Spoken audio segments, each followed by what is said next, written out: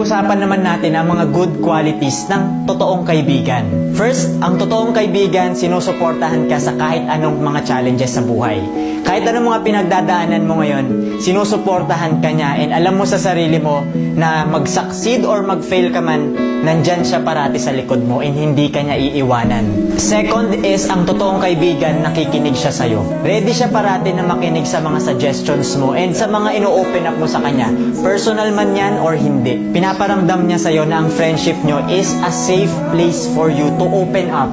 Third is, ang totoong kaibigan, sineselebrate niya yung mga wins nyo together. Dahil masaya siya sa'yo na nagpo-progress ka and na-achieve mo ang mga goals mo. Ngayon, kung meron kang mga friends na masaya ka and thankful ka, pasalamatan mo sila. I-mention mo sila sa video na to or i-share mo ang video na to sa kanila para ma-feel nila na na-appreciate mo sila as your friends.